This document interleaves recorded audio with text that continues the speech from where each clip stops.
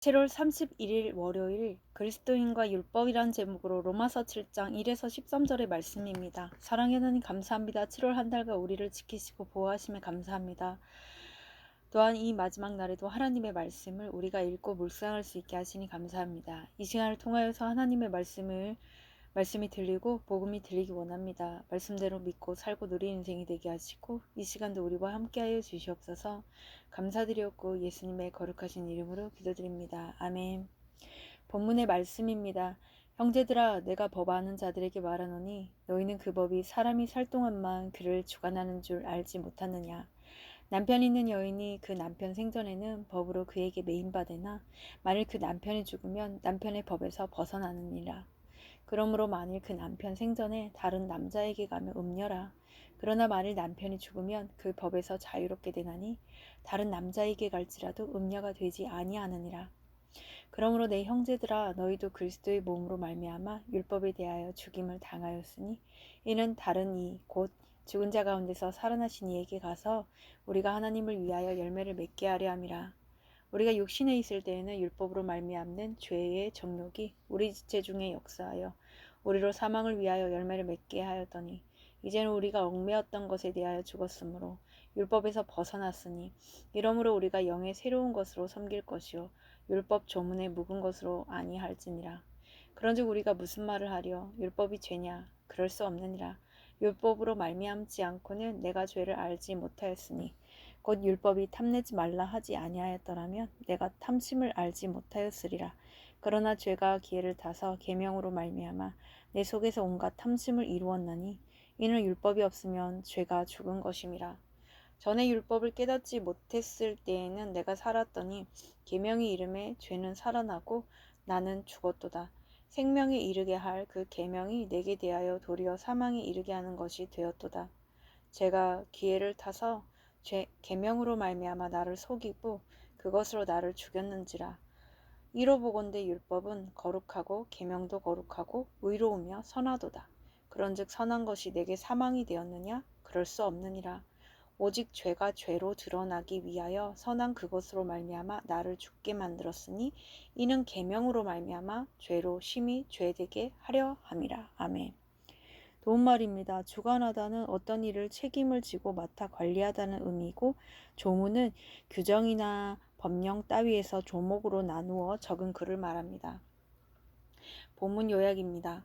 바울은 남편에게 매어 있던 여인이 남편이 죽으면 남편의 법에서 벗어나는 것처럼 그리스도의 몸으로 말미암아 율법에 대해 죽임을 당한 형제들은 더 이상 율법에 매이지 않는다고 합니다. 그러나 바울은 율법이 죄를 드러내기에 그 자체로 선한 것이라고 합니다. 오늘의 중보기도입니다. 교사들이 사상과 이념에 묵은 것이 아닌 생명을 살리는 영의 새로운 것으로 학생들을 가르치게 하옵소서. 아멘. 본문 해설입니다. 첫 번째, 산자와 죽은 자 1에서 3절의 내용입니다.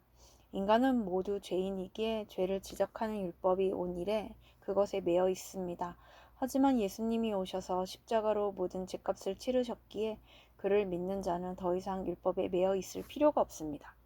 그러므로 율법에 매여 있지 않다는 것은 법을 지키지 않는다는 말이 아니라 율법의 노예로서 살지 않는다는 뜻입니다.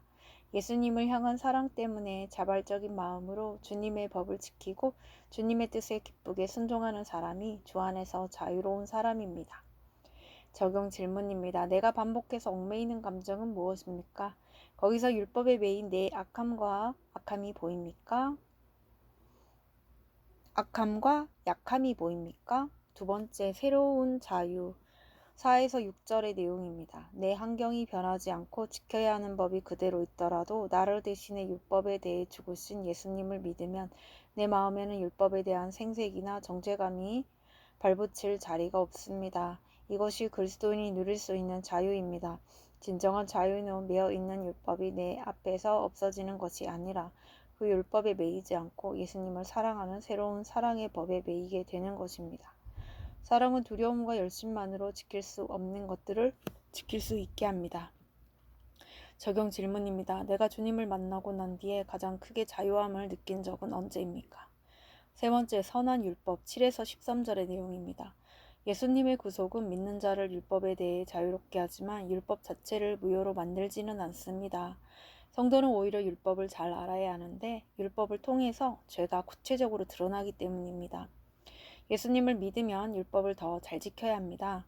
게다가 그 율법으로 자기 죄를 보고 회개해야 합니다. 이렇게 죄를 죄로 인식하며 그 앞에서 한없이 약한 자기 실체를 보고 거기서 돌이키는 것이 선한 율법을 내게 주신 주님의 뜻입니다. 적용 질문입니다. 말씀을 가까이 할수록 내가 가장 고통스럽게 느꼈던 죄책감은 무엇입니까? 오늘 기도하기는 주님을 만나기 전에는 세상에 온통 얽매이는 삶을 살았고 주님을 만나고 걸어가는 지금도 자꾸만 얽매이는 것들이 있습니다. 이런 저를 불쌍히 여겨주시고 율법으로 죄가 드러나게 해주셔서 회개함으로 진정한 자유를 누리게 하옵소서. 아멘. 묵상 간증입니다. 묵은 것만 찾는 나란 제목으로 안용아님의 말씀 적용글입니다. 저는 믿지 않는 가정에서 사형제 중 막내로 태어났습니다. 제가 어린 시절에 아버지는 계속해서 사업에 실패하셨습니다. 그로 인해 집에 먹을 것이 늘 부족하다 보니 저희 형제들은 서로 음식을 빨리 먹으려고 경쟁했습니다. 이런 가정 환경에서 자란 제게 저를 주관하는 법은 열심히 노력해서 얻은 것을 남에게 빼앗기지 않고 내 배를 채우는 것이었습니다. 직장 생활을 하면서는 항상 내 열심으로 높은 성과를 냈습니다. 그렇게 급여 체계가 사내 규정으로 정해져 있음에도 저에 대한 회사의 대우가 부당하다고 여겨졌습니다. 그래서 아래 직원들과의 회식 자리에서 회사가 부당하다며 제가 메인받은 직장을 험담했습니다. 예수님을 믿고 큐티를 하면서도 여전히 육신에 속한 사망을 위하여 열매를 맺은 것입니다. 또한 저는 내 노력으로 돈을 많이 벌어 자녀 공부를 잘 지키는데 얽매여 살았습니다. 특히 작은 아들이 수학을 잘하다 보니 자녀와 학벌 우상을 섬기며 수학 일타 강사, 족집게 과외 등을 찾아다녔습니다. 더 좋은 대학을 외치며 내가 조인이 되어 사망으로 가는 줄도 모르고 들은 말씀을 불어 잊으려고 했습니다. 하지만 하나님의 은혜로 아들은 수능에서 수학을 망치고 재수를 하게 되었습니다. 저의 기대와 달리 큰아들이 삼수고난으로 작은아들은 재수고난으로 하나님을 더욱 가까이 하게 되어 주일학교 교사로 섬겼습니다. 육적인 고난으로 온 가족이 말씀으로 돌아가 영의 새로운 것으로 섬기게 된 것입니다. 내 열심으로 돈을 쫓으며 나와 자녀의 세상 성공을 향해 달려가던 저는 3년 전 직장에서 투자한 프로젝트를 실패하는 사건을 겪고 나서야 내 죄가 보이고 내 힘으로 결코 율법을 지킬 수 없음을 알게 되었습니다. 거룩한 율법으로 내가 얼마나 구제불능의 죄인인지 깨닫게 하시고 전 인격적으로 하나님만 의지하고 사랑하는 길로 인도해 주시는 주님 감사합니다. 이분에 적용하기는 두 아들에게 줄 설교 말씀과 매일 큐티한 내용을 SNS로 공유하겠습니다. 돈 욕심으로 새로운 프로젝트를 시작하고 싶을 때마다 공동체에 즉시 고하겠습니다. 입니다.